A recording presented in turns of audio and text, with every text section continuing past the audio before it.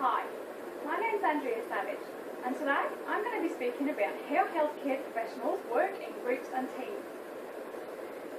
A group can be defined as two or more people with a shared purpose or goal. Groups have three main types. They can be either primary, secondary or therapeutic.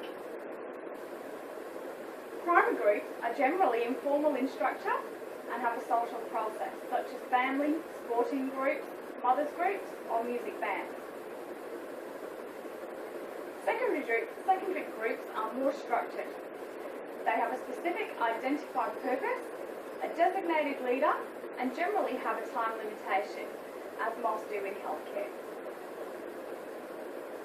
Therapeutic groups provide emotional or psychological support. An example of this can be counselling, community groups, or Alcoholics Anonymous, for example.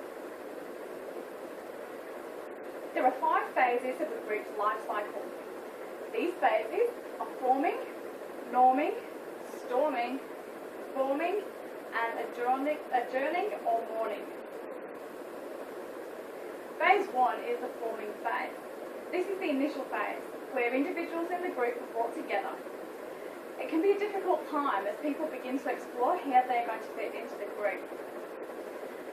There is discovery of common interests as people begin to build a rapport.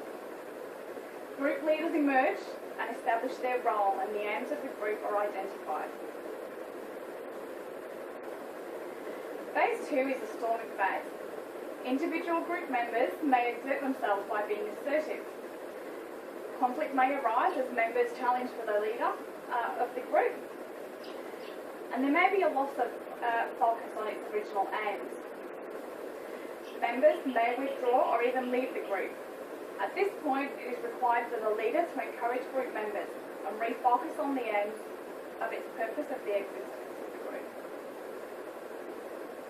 Phase 3 is the norming phase.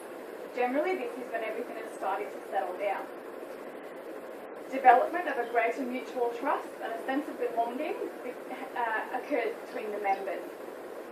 Negotiation occurs to solve problems and create the norms. The group can begin to focus its attention on the aims or task of what the group is set to do.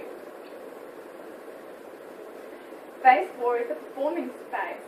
This is where the job actually gets done. The members work well together and individual strengths are recognised and begin to be utilised to benefit the outcomes of the group.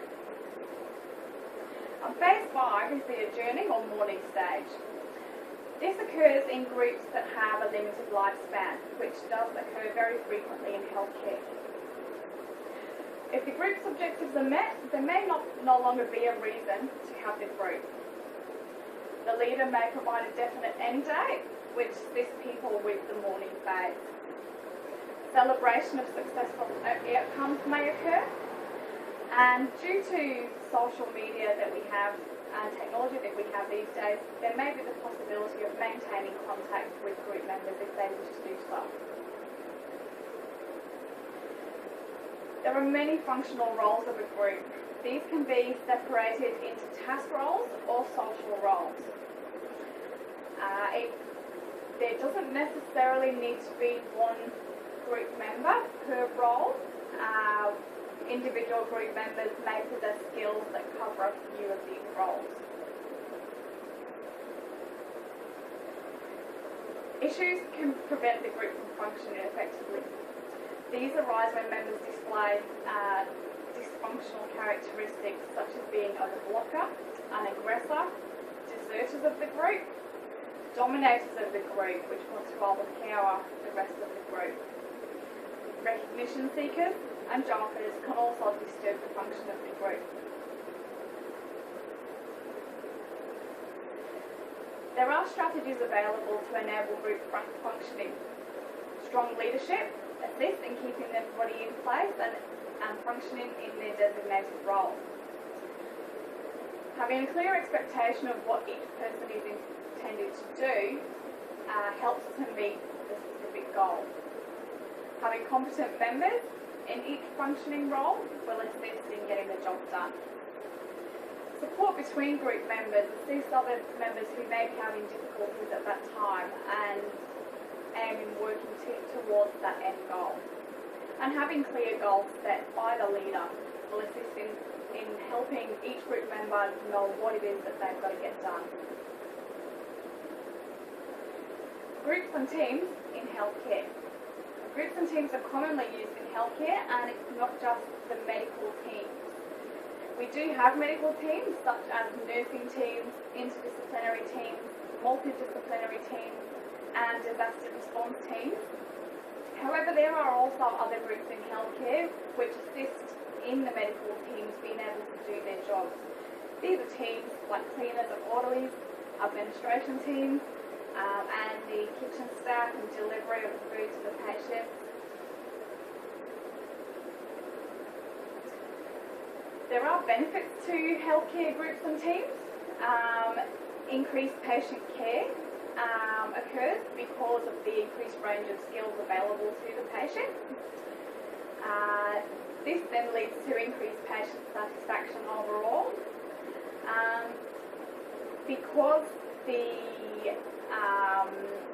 illness is looked at from a whole perspective and treated by this range of health practitioners, generally there is a decreased hospitalisation period, which in turn leads to decreased cost for the healthcare system. Seeing patients get better quicker and be able to go home in a healthy condition also leads to increased job satisfaction for the nurses.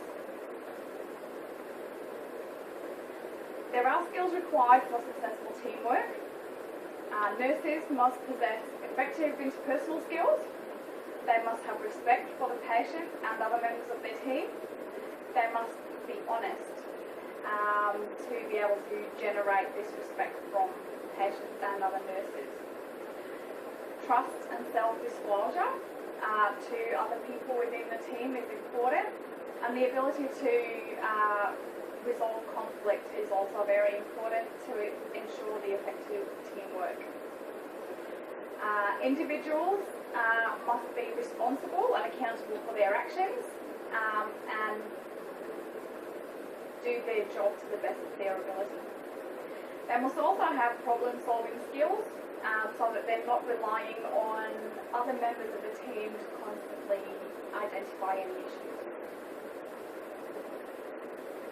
In summary, groups and teams are formed or joined throughout the lifespan, especially within healthcare. Each group generally runs through the 5 phases of the life cycle of a group, and it requires a number of functional roles to avoid, and the avoidance of dysfunctional roles to effectively work as a group. Issues can be encountered but can also be overcome by strategies.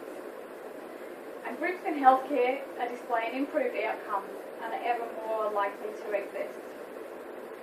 Specific personal characteristics enabling effective teamwork within healthcare will work. A number of references are available here. Thank you for your time listening to the presentation today.